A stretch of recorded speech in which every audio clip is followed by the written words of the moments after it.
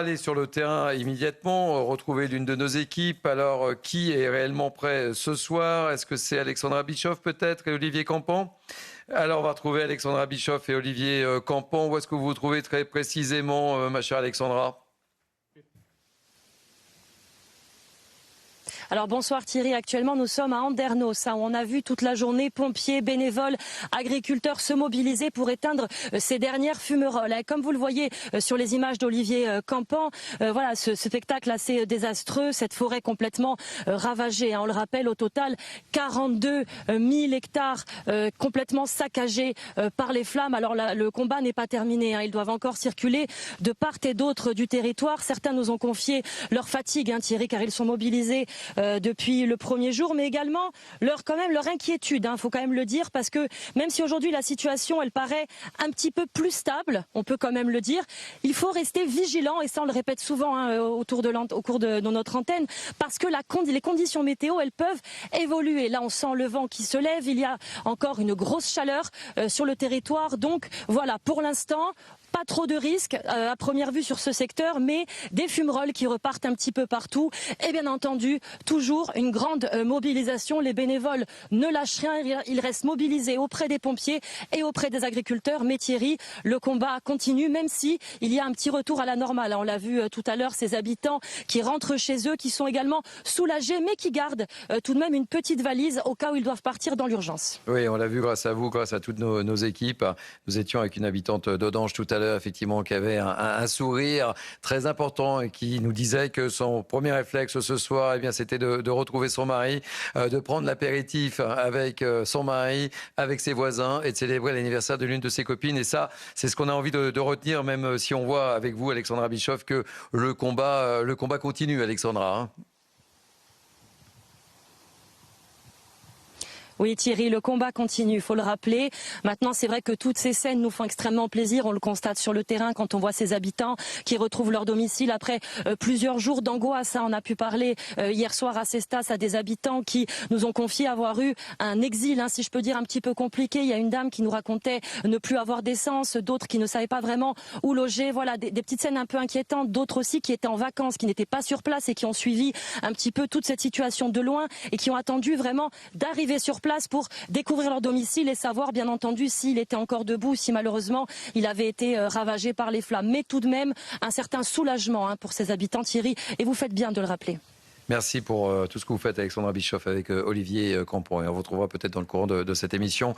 Nous sommes avec Sébastien Berger, référent feu de forêt de l'UNSA, sapeur-pompier. Merci Sébastien Berger d'être avec nous. Avant toute chose, je disais... Ouf, on respire un peu, mais quand même, il faut être vigilant. Avant de faire un point global sur la situation, peut-être également, ça brûle dans le Var encore, me dit-on, Sébastien Berger. On voit que voilà, tout n'est pas rentré dans l'ordre un peu partout, même si les choses se calment en Gironde et dans les Landes. Oui, bonjour à toute l'équipe sur le plateau. Oui, on va être très vigilant parce que là, même si ça se calme au niveau de la Gironde, et c'est plutôt très bon signe pour les jours à venir. Aujourd'hui, ce soir, alors je vous parle, on a une très importante reprise de feu à Corrence, exactement, pas très loin, dans la continuité du feu de Pontévès. Et là, il y a déjà 3 communes qui ont été évacuées.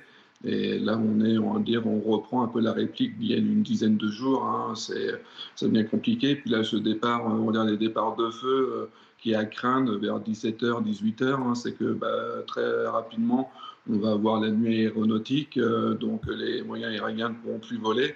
Et donc, c'est de feux qui ont tendance à prendre beaucoup d'ampleur durant la nuit, quoi. Ce qui est important, et je ne cesse de le rappeler, notamment en Gironde et dans les Landes, c'est un combat de fourmis. Je ne sais pas si le terme est approprié, et vous me corrigez si je dis une bêtise, mais il faut lutter contre ces fumerolles. Et ça, c'est un travail de fourmis. Mais ô combien important, Sébastien, il ne faut pas l'oublier. Et c'est un combat qui va durer en plus. Oui, tout à fait. Ça, c'est des combats alors qui ne sont pas forcément, valorisants pour les pompiers, mais parce que on est sur des phases de noyage. Alors, c'est très fatigant parce qu'en fin de compte, il faut aller partout sur la surface du feu. Donc, il y a quand même 42 000 hectares. Et donc, noyer, traiter, en fin de compte, ces fumerolles qui sont plutôt en sous-sol. Donc, il faut gratter. Il faut dire soit prendre des pelles ou ce qu'on appelle des râteaux riches, donc ils sont des râteaux spécifiques pour gratter les souches et pour gratter en fin de compte la tourbe, de façon à aller au plus près du feu, au plus près des racines, de façon à parfaire l'extinction avec ce qu'on appelle des saupompes dorsaux également. Et donc c'est des travaux de longue haleine et là on est sur des travaux qui vont durer plusieurs semaines. Parce que en fin de compte, le sol est vachement protégé. On est sur des propagations vraiment en sous-sol, des fois à 40-50 cm de profondeur. Et donc, ils peuvent ressortir malheureusement dans des zones non brûlées. Et qui fait que peut-être, à l'heure que je vous parle, c'est l'origine du départ de feu à Corrence. Si vous le pouvez, restez avec nous, Sébastien Berger.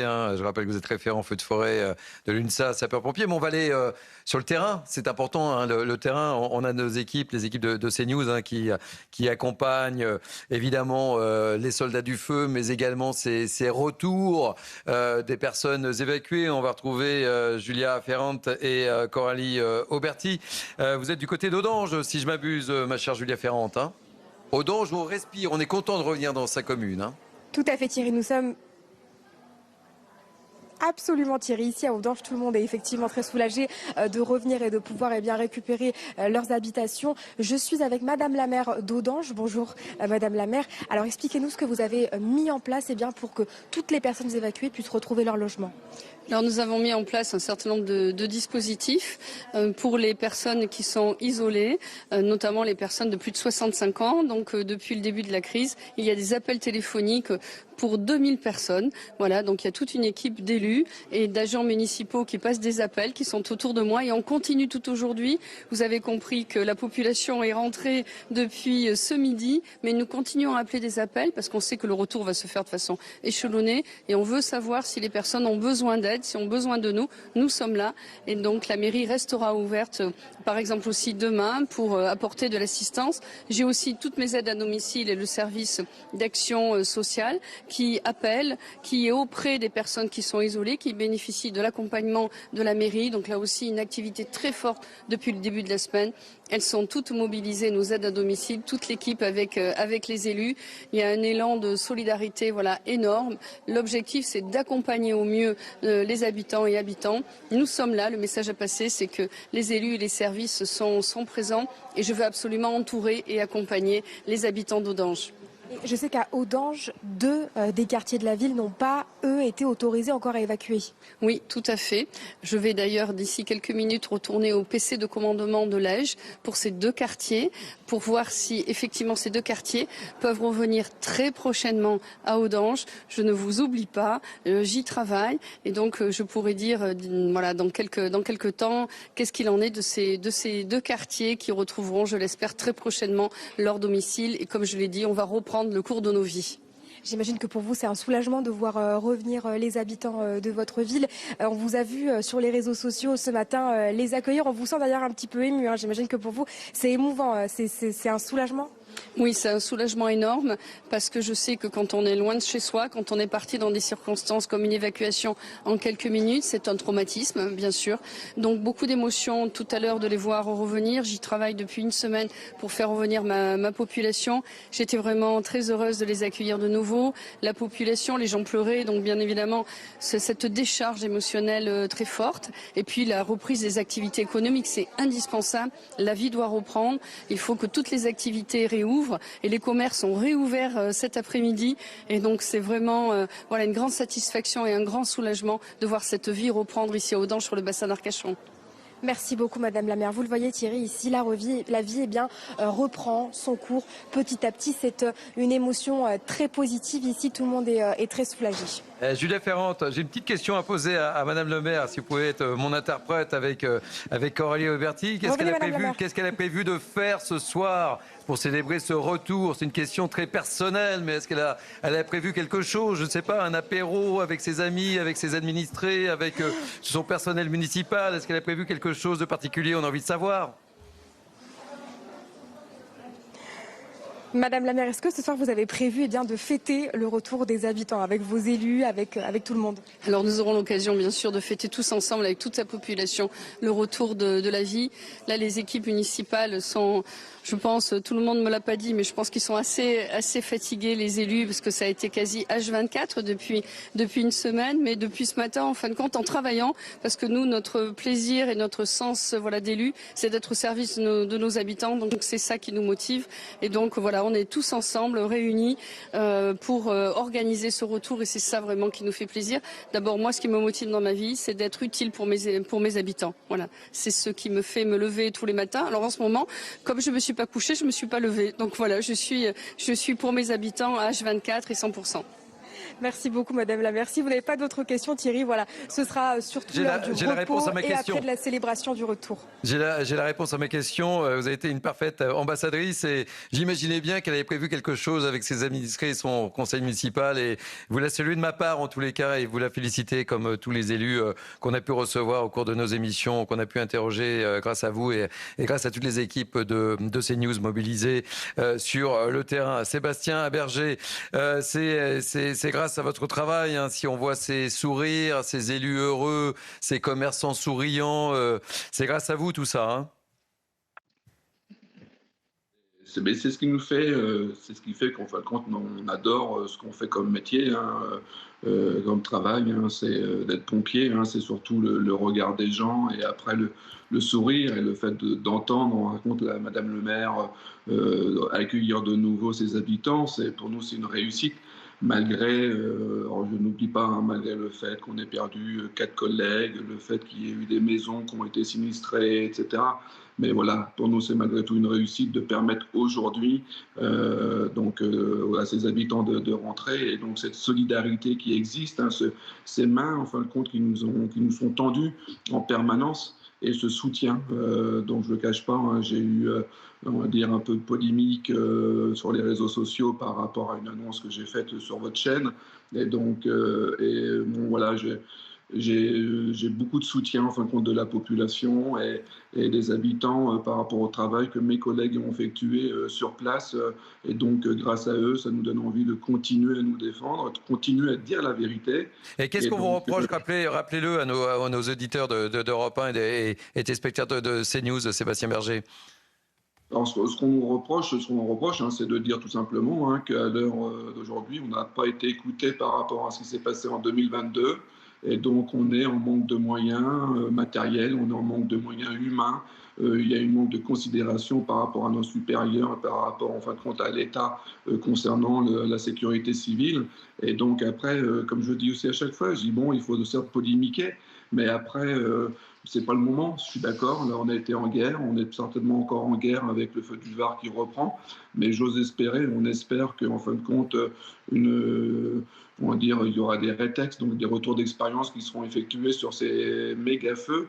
Et comme je dis aussi à chaque fois, on est à leur disposition hein, pour faire avancer le système. On a des idées, on a on va dire, des informations à leur faire passer, puis avoir le ressenti, si vous voulez, du terrain, parce que je peux comprendre aussi que quand vous êtes en salle, quand vous êtes sur Paris, quand vous êtes loin du terrain, que vous n'ayez pas la connaissance parfaite, ça peut s'entendre, mais qu'aujourd'hui, voilà, on lance un appel, un cri, c'est s'il vous plaît, écoutez-nous, on est sur le terrain, on voit la tristesse dans le regard des gens, on voit on va dire l'évolution des feux, on est au contact, nous, plus près des flammes, et aujourd'hui, voilà, il faut avancer.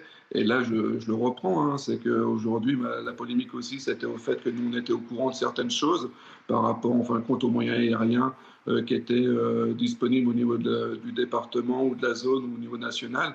Et aujourd'hui, on ne l'a plus. Donc, c'est dommage parce que pour nous, en fin de compte, c'était les éléments qui étaient importants d'un point de vue opérationnel. Et je réitère mon message. Hein, pour nous, c'est important d'avoir cette info parce que justement, on a été formé pour ça. Moi, je suis formé chef de groupe. Je peux prendre en charge les moyens aériens. Mais aujourd'hui, je ne sais pas si demain, je fais un feu sur mon territoire, si j'ai des moyens aériens qui seront à ma disposition, parce que j'ai plus accès à cette information-là. Mais bon, c'est pas grave, hein, je peux comprendre, on aura le temps de s'expliquer ultérieurement. Hein, et donc, j'ai pas envie de polémiquer. Puis bon, voilà, faut faire avancer. Le plus important pour nous, je le dis, hein, c'est qu'il n'y a pas eu de mort. Et oui, c'est important. Mais il faut rappeler quand même les 4 victimes dans vos rangs et un grand nombre de blessés. Et il n'y a pas eu de mort du côté des civils. Et c'est tout à votre honneur aussi, Sébastien Berger. Le message est passé sur CNews et sur Europe 1. Et puis c'est normal, on vous a donné la parole, vous vous exprimez en toute liberté. Et vous n'êtes pas le seul à avoir eu ces propos. En tous les cas, sachez-le, Sébastien Berger, référent feu de forêt de l'UNSA, sapeur-pompier. Mais on va retrouver quand même Alexandra Bischoff et Olivier Campan du côté d'Andernos. Et Alexandra, je crois savoir que vous êtes avec un bénévole. Et il faut saluer ces bénévoles. Il s'appelle Olivier. Oui, Thierry, vous l'avez dit, on va juste le rappeler que si sur le territoire certaines communes sont accessibles, il y a encore ces bénévoles et ces agriculteurs qui restent mobilisés au plus près des pompiers sur le terrain. Alors vous le voyez sur les images d'Olivier Campan, nous sommes sur un point de ravitaillement où les bénévoles viennent récupérer de l'eau pour faire le tour du secteur et pour approvisionner les pompiers. Et pour en parler, Thierry, nous sommes, comme vous l'avez si bien rappelé, avec Olivier. Alors Olivier, vous, votre histoire, merci déjà d'être avec nous en direct sur CNews. Votre histoire, elle est intéressante. Vous êtes mobilisé depuis quelques jours avec votre fille et vous faites le tour du secteur pour aider les pompiers. C'est ça. Alors on était un peu plus sur on vient de la teste de bûche, donc on était plus sur notre secteur à nous, le secteur qui est sur Blagon, qui était très touché. Il y a beaucoup de reprises et nous, en fait, effectivement, notre rôle, c'est d'amener de l'eau, trouver des points comme cela et d'aller. Soit on est utilisé, on a des coordonnées GPS, ils nous disent où aller et on intervient sur des points ponctuels. On éteint les fumerolles, on fait des choses un peu plus ponctuelles ou alors effectivement certains donnent de l'eau carrément aux camions de pompiers, ça les évite de sortir de la zone, quoi. Alors nous aujourd'hui on a un pick-up en fait avec une cuve et on a arrêté sur un pare-feu toutes les reprises. Alors expliquez-moi Olivier comment elles s'organisent vos journées. Vous faites le tour du secteur, vous repérez, vous avez d'autres bénévoles avec qui vous travaillez? En fait c'est très bien organisé. Il y a des groupes de bénévoles eux-mêmes qui ont des groupes WhatsApp, qui regardent, qui sont en relation une personne ou deux maximum en relation avec les coordinateurs des pompiers et effectivement ils nous utilisent parce qu'ils savent qu'ils ont besoin des bénévoles et en fait selon les besoins, comme hier par exemple ils cherchaient des pick-up, des 4x4, des zones inaccessibles pour les moyens normaux et nous on y allait, on avait des coordonnées GPS, on est sur un groupe, on a plusieurs groupes WhatsApp et on nous dit telle coordonnée GPS, t'y vas et puis on dit ce qu'on a, une cuve, tant de litres et puis on va le faire. Alors on voit Olivier encore une grande mobilisation sur le terrain pour guetter ces fameuses fumerolles et les éteindre. C'était important pour vous Olivier de vous mobiliser? Oui, je suis un entrepreneur de la région, j'ai une entreprise, j'ai des salariés. Une partie de cette entreprise-là pouvait plus fonctionner puisque, en l'occurrence, on fait du jardinage et on pouvait plus fonctionner. Les machines thermiques électriques ne peuvent pas être allumées. Donc j'ai une partie de l'équipe en chômage partiel. Du coup, on s'est dit il faut se rendre utile, on va faire quelque chose. Ma fille m'a dit ok, je viens avec toi. Donc on est parti, on a pris un pick-up, on a mis une benne, on a mis ce qu'il fallait dessus et puis on est venu. Alors on fait du travail de fourmi, nous on n'est pas là depuis le début, on est arrivé qu'après, puisqu'au début il fallait que je m'occupe de mon entreprise. Depuis que je suis là, on a vraiment l'impression d'être une petite fourmi, mais des milliers de fourmis, ça fait du boulot, quoi. Bien sûr.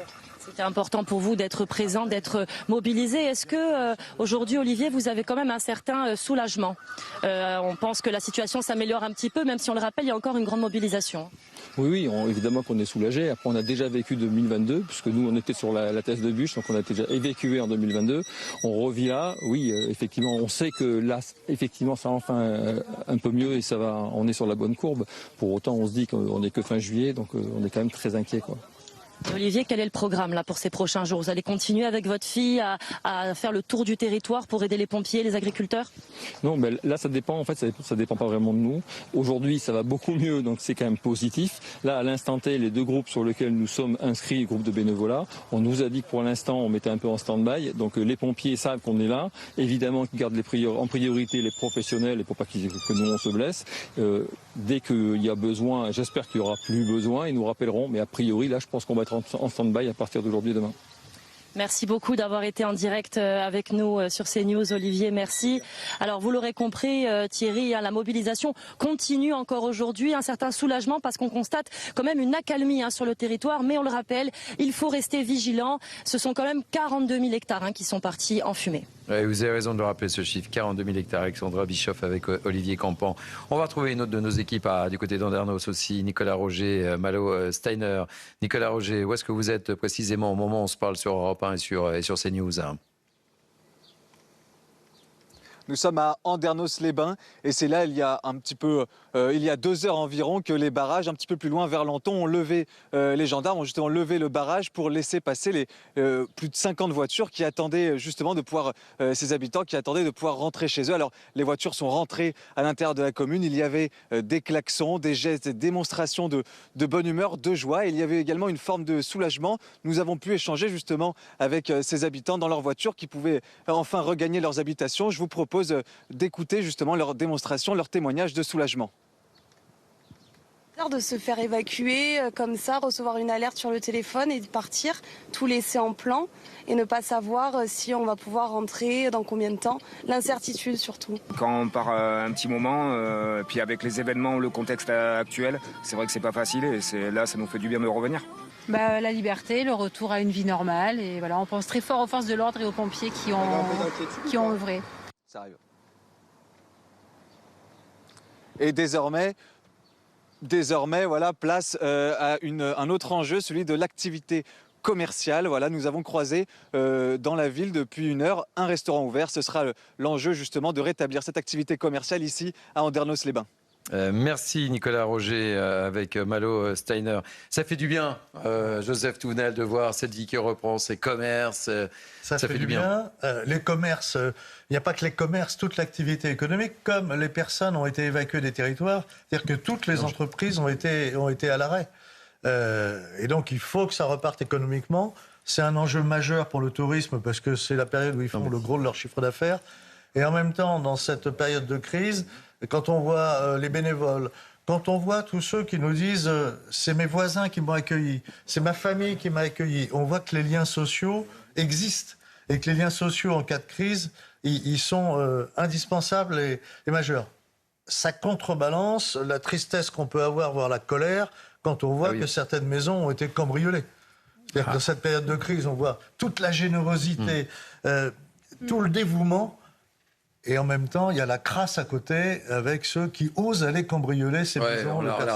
Et puis ce qui est terrible aussi, ce qui marque, Naïm Fadel, on avait ces professionnels de tourisme tout à l'heure, c'est que ceux qui ont été impactés, mais ils n'ont pas été victimes d'incendie, mais ils n'ont pas pu exercer leur métier, leur profession, et qui ont néanmoins prêté main forte parce qu'ils étaient paralysés, ils vont avoir un problème, ils ne seront pas indemnisés. C'est ça qui est terrible.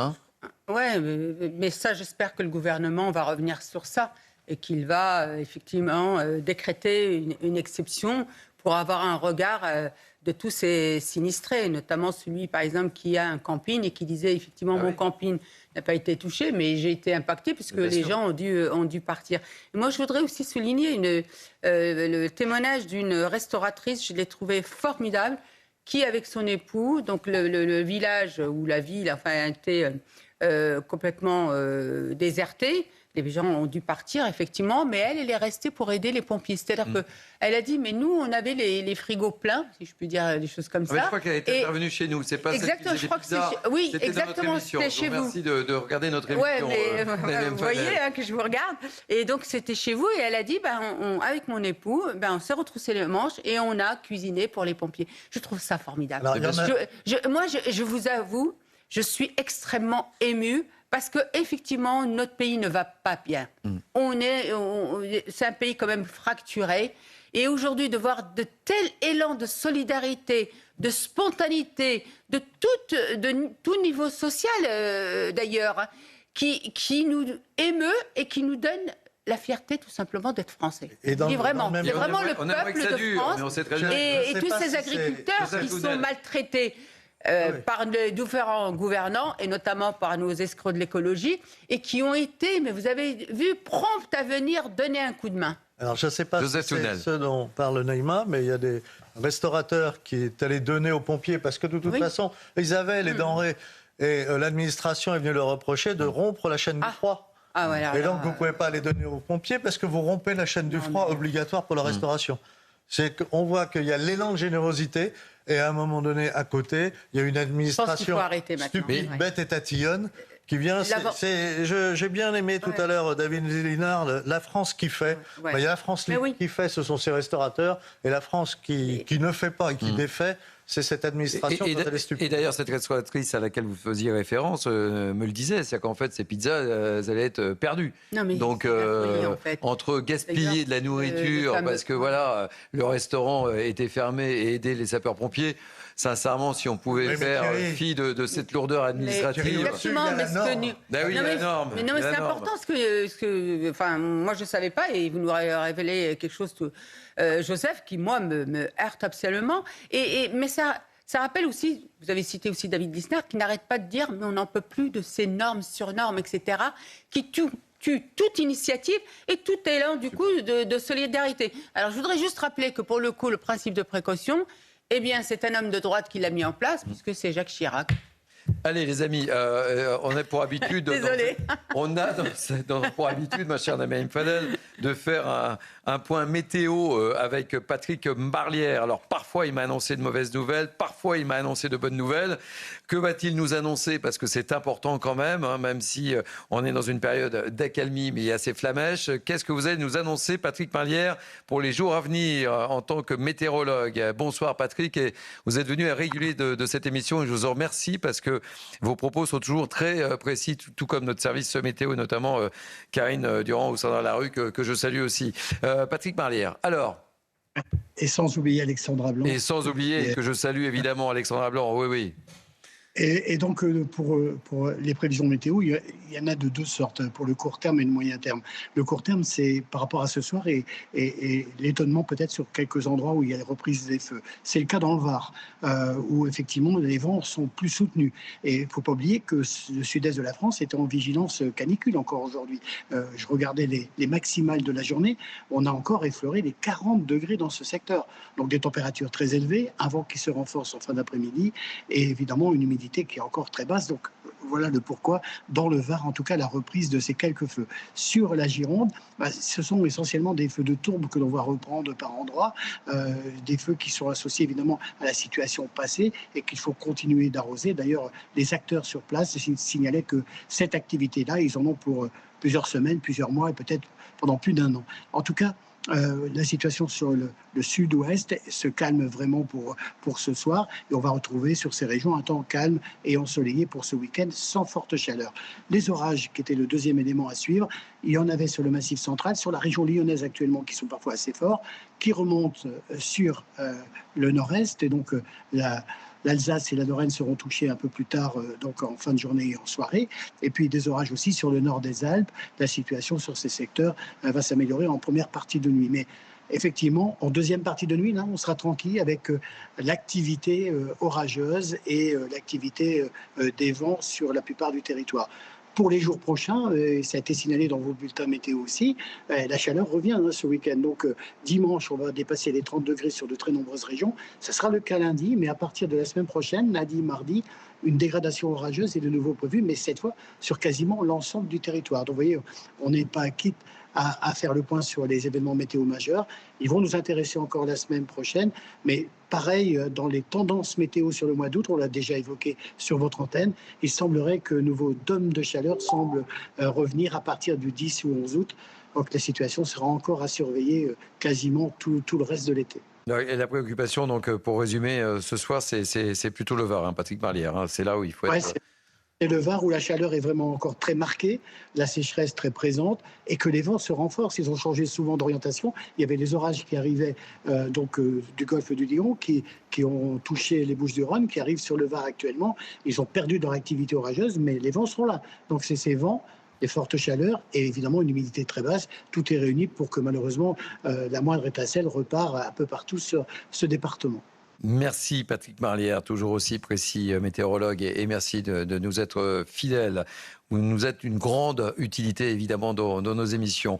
Je surveille mon écran de contrôle parce qu'on me signale que Sophie Broca, vous la connaissez, hein, c'est la préfète de la Nouvelle-Aquitaine, devrait faire un point situation dans quelques instants. Mais en attendant, on va retrouver nos équipes qui sont sur le terrain, au plus près, au plus près des évacués, au plus près des bénévoles, etc. Et nous sommes avec Alexandra Bischoff et Olivier Campan avec de nouveaux témoignages. Alexandra Bischoff.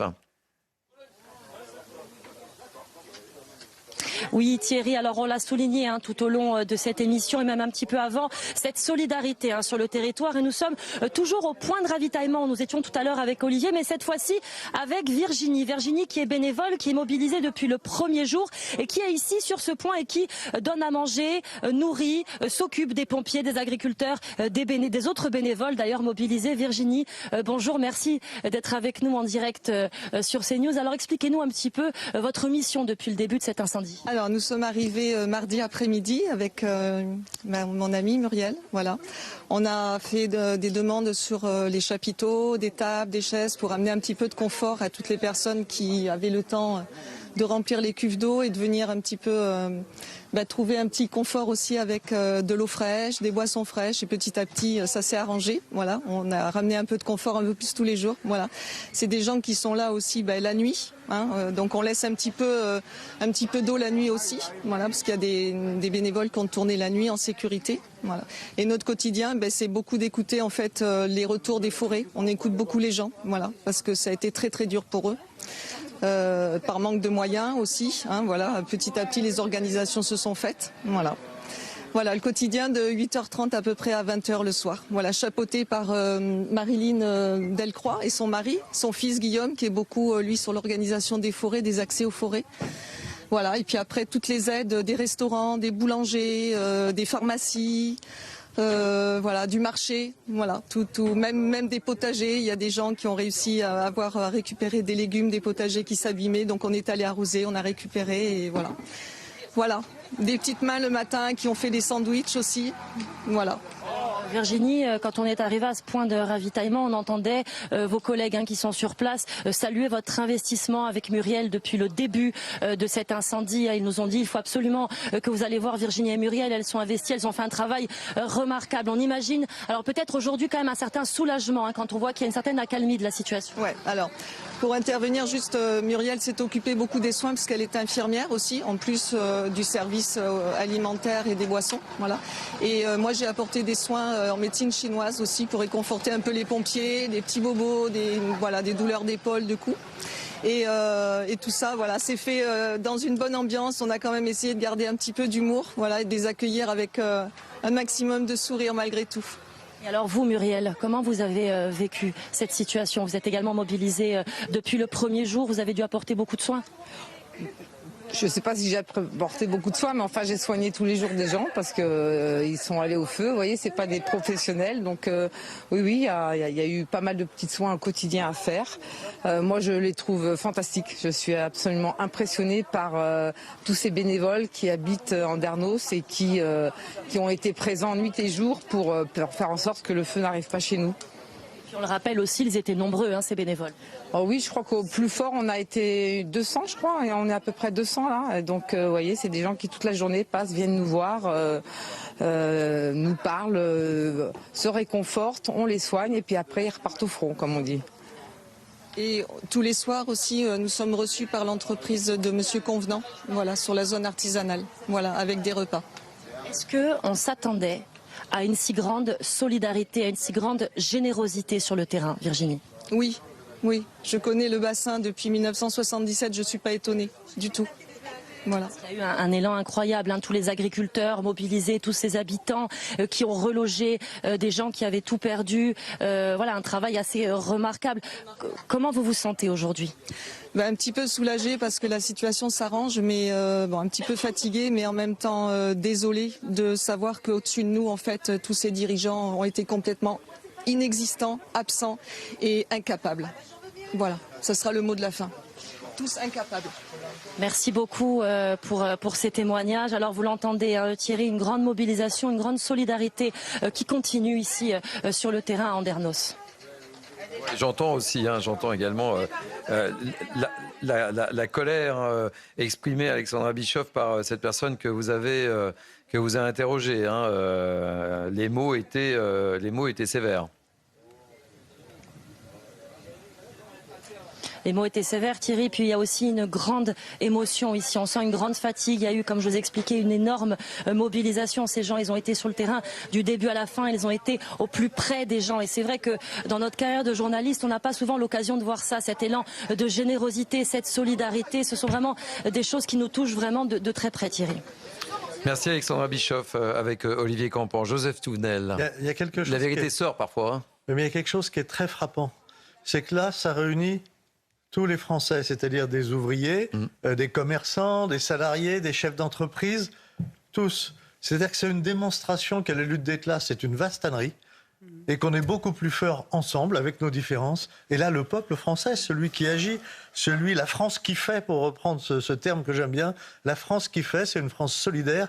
Et là, il n'y a plus cette désunion, il y a une union dans la difficulté. Espérons qu'ensuite cette union perdure pour permettre à notre pays de se reconstruire parce qu'il est vraiment en mauvais état. Allez, il est 18h40, vous le voyez sur cette image que nous vous affichons. On va assister à un nouveau point de presse. Vous connaissez son visage parce qu'elle est intervenue très souvent. C'est Sophie Brocas, la préfète de la Nouvelle-Aquitaine, qui va s'exprimer. Juillet, on peut considérer que l'amélioration se confirme. Donc la surface parcourue par le feu n'a pas bougé, toujours 42 000 hectares. Grâce au travail des sapeurs-pompiers aidés par les agriculteurs et la DFCI, grâce à un travail dont j'avais parlé hier, grâce à un travail qui a été conduit toute la nuit par la DFCI et toute la journée sur les lisières pour les sécuriser,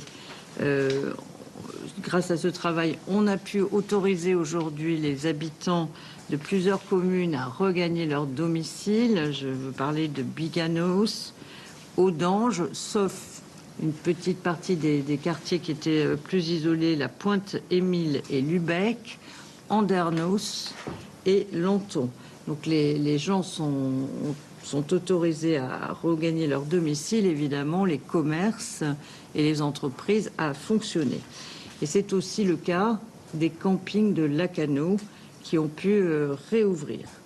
Je vais donner la parole peut-être au général Tortelier, général de la gendarmerie, qui dirige les gendarmes de la Gironde, pour qu'il nous fasse un point sur la sécurisation des communes qui avaient été évacuées à date. Qu'est-ce qu'on peut constater, général? Donc je transfère, pardon.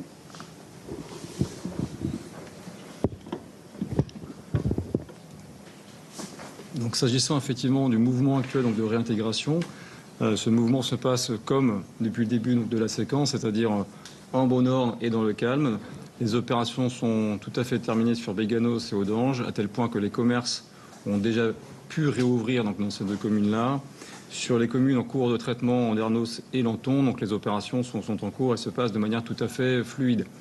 Le groupement a maintenu son empreinte au sol très importante, à hauteur de 1470 militaires, pour faciliter donc justement dans les meilleures conditions possibles ces opérations de réintégration, pour rassurer la population, dissuader également ceux qui pourraient être tentés de profiter d'éventuelles opportunités et accompagner le retour à la normale. À noter que ces opérations de réintégration se passent, encore une fois, je l'ai dit, en bon ordre, dans un contexte de chasse et croisée. Donc on a eu toute la journée une manœuvre circulatoire qui s'est très très bien déroulée. Sur notre dispositif de contrôle de zone, donc on va le maintenir de manière à dissuader et entraver toute tentative de prédation. Et ce que je veux également indiquer à ce stade, à date, c'est que nous n'avons pas de phénomène notable de cambriolage et de tentative sur notre zone de compétence, comme aujourd'hui. Donc nous n'avons pas détecté d'éventuels incendiaires. Nous avons mis en place un gros dispositif d'accompagnement judiciaire sous l'autorité du procureur de la République de Bordeaux, puisque j'ai dégagé une ressource de 10 officiers de police judiciaire, une ressource à laquelle est venu s'adjoindre un renfort en provenance de l'ensemble de la région de gendarmerie Nouvelle-Aquitaine, là aussi à hauteur de 10 officiers de police judiciaire, parmi lesquels des spécialistes en investigation criminelle et en rapprochement criminel. Merci. Donc, demain, logiquement, il n'y a pas de tension là-dessus, mais logiquement, donc Arès pourra être réouvert à ses habitants, à ses commerçants, à ses entreprises. Au total, aujourd'hui, ce sont donc 198 000 personnes sur les 220 000 qui avaient été évacuées, qui ont pu reprendre le chemin de leur domicile. Alors évidemment, il reste quelques points chauds, des points chauds diffus, principalement sur 2 zones que le contrôleur général Marc Vermeulen, qui dirige le SDIS, va pouvoir présenter rapidement. Merci Madame la Préfète. Donc vous l'avez souligné, le travail au sol s'est poursuivi toute la nuit, toute la journée et va se poursuivre encore au cours des prochains jours, appuyé par nos amis les agriculteurs. Des moyens également aériens sont utilisés pour traiter ces points qui demeurent actifs. Donc on peut en fait schématiquement donner 2 zones. Une première zone qui est le long du littoral, entre le sud du Grand Cros et le nord de Pas-de-Bouc sur la commune du Porge. Je souligne qu'il demeure une activité, mais qui est moins importante que les jours précédents. Donc c'est preuve que les actions au sol se poursuivent. Là où c'est un peu plus compliqué, c'est nous sommes sur un sol dunaire, et donc ça nécessite des actions plus difficiles, avec quelquefois des propagations un peu différentes. Et la deuxième zone, c'est au niveau du sud de Lacanau, entre le Mistre et le lac. Donc ce sont les 2 seules zones, je dirais, qui aujourd'hui, on continue à observer une activité, mais que de moins significative que les jours précédents. Merci beaucoup. Donc, compte tenu de ces points chauds qui restent en cours de traitement avec acharnement de la part des sapeurs-pompiers, on a encore 4 communes à date qui n'ont pas pu réintégrer leurs habitants. Donc, je les cite: le Temple, Somos, le Porge et l'Èche-Cap-Ferré. Alors évidemment, on va faire un point jour après jour avec les services de secours et d'incendie. Je le rappelle, notre priorité numéro 1, c'était de protéger les vies. Et de ce point de vue, notre but de guerre est obtenu. Donc on va progresser pour permettre à ces 4 communes de retrouver leurs habitants. Mais il faut qu'on s'assure d'abord qu'ils rentrent en sécurité.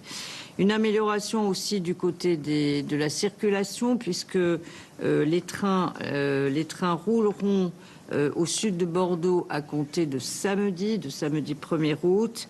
La 63 est fluide et roule tout à fait bien, ce qui signifie que à la fois les vacanciers vont pouvoir venir, ainsi que les touristes, et que ça devrait bien se passer.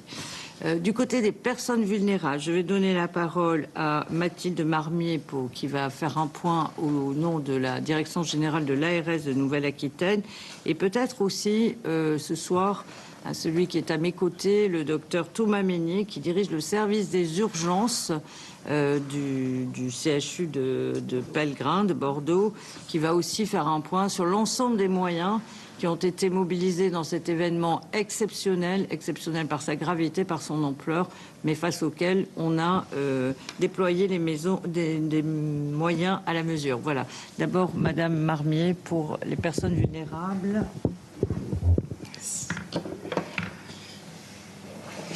Merci Madame la Préfète. Donc effectivement, rappeler que ce sont 42 établissements sanitaires et médico-sociaux qui ont été évacués, représentant un petit peu plus de 2300 patients et résidents.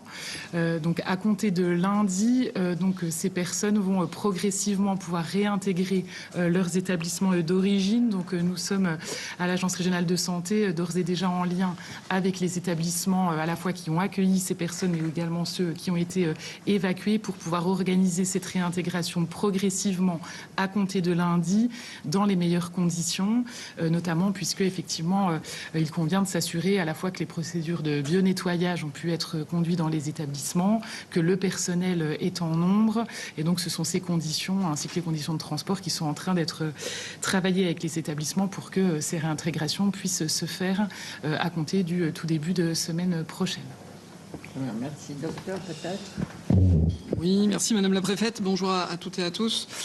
Simplement être parmi vous, merci d'être parmi vous ce soir pour justement pouvoir mettre en valeur le travail des équipes du CHU de Bordeaux et plus précisément du pôle urgence SAMUSMUR que j'ai l'honneur de diriger. Parce que nous avons traversé cette dernière semaine une situation sanitaire exceptionnelle, jamais connue en France, sur laquelle je ne reviens pas sur les différents chiffres que vous avez pu évoquer, mais nous avons été très mobilisés, l'ensemble des équipes, en lien permanent avec les services de l'État et en particulier à l'Agence régionale de santé avec lesquels nous faisions des points quotidiens, permanents, jour et nuit, permettant de prendre en charge les victimes. Au-delà des chiffres évoqués du nombre d'établissements et de personnes secourues, qu'elles soient en établissements médico-sociaux ou à domicile, parce que nous sommes beaucoup intervenus à domicile. Nous avons une augmentation d'activité marquée à partir du vendredi soir et sur plusieurs jours avec la propagation des feux et l'arrivée des fumées sur la métropole de Bordeaux. L'activité en régulation a explosé avec 3600 appels par 24 heures, ce qui est une augmentation d'environ 50% de notre activité. Et puis nous avons mobilisé nos équipes en renfort, des renforts des départements voisins et puis par cercle concentrique de renforts de l'ensemble de la France qui sont venus nous aider pour prendre en charge plus de 1100 patients sur le parc Expo, plusieurs centaines aussi sur Créon, avant que plusieurs autres centres d'accueil soient créés un peu partout sur le département en lien avec les élus locaux, avec une mobilisation très importante également de la médecine de ville. Et je veux ici remercier à la fois les professionnels de ville et à la fois l'ensemble des SAMU. Plusieurs dizaines d'équipes SMUR de toute la France sont venues. Ça a été parfois une course contre la montre, contre le feu. Et je veux aussi remercier, alors évidemment, nos amis du SDIS pour le travail exceptionnel qu'ils font depuis le début de cette crise, avec une pensée pour les 2 pompiers tombés au début de cette crise. Mais je veux aussi les remercier pour la collaboration assez exceptionnelle que nous avons eue tout au long de la prise en charge de ces feux, notamment sur les nuits de vendredi à samedi et de samedi à dimanche dernier. On voit malheureusement tous les dégâts causés par le feu. 42 000 hectares, on ne voit pas, et c'est heureux, de morts civiles. On ne voit pas de blessés en urgence absolue ni en urgence relative non plus, parce que nous avons réussi en bonne coordination, en s'appuyant aussi beaucoup sur les ambulanciers, sur la Croix-Rouge, les associations de protection civile, à avoir des moyens, y compris des moyens militaires, Madame la Préfète, qui nous ont aidés avec des ambulances supplémentaires pour parvenir à secourir les personnes, que ce soit en établissement médico-social ou au domicile, avant que les flammes n'arrivent. Et je voulais insister là-dessus, ça me semblait important. Et aujourd'hui, nous sommes évidemment en collaboration serrée avec l'Agence régionale de santé pour permettre à chacun de regagner son domicile ou son établissement médico-social. En terminant, en vous disant que nous avons fermé ce matin le hub du Parc des Expos, dans lequel nous avons accueilli et pris en charge plus de 1100 personnes. Très bien. Merci, docteur. Merci beaucoup, docteur, pour ce rappel, effectivement, à la fois des moyens exceptionnels, mais des résultats qui le sont aussi. Voilà, c'était la conférence de presse de Sophie Broca, conférence de presse de la préfète de la Nouvelle-Aquitaine. La situation s'améliore, d'autres villes vont récupérer ses habitants, comme la ville d'Arès. Mais voilà, la vigilance demeure. Merci à vous trois de m'avoir accompagné. Merci Naïma Mfadel, merci Joseph Tounel, merci Harold Iman. On devait reparler de la situation en Espagne, mais je signale que Emmanuel Macron exprime la solidarité de la France avec l'Espagne, confrontée à un afflux exceptionnel de migrants.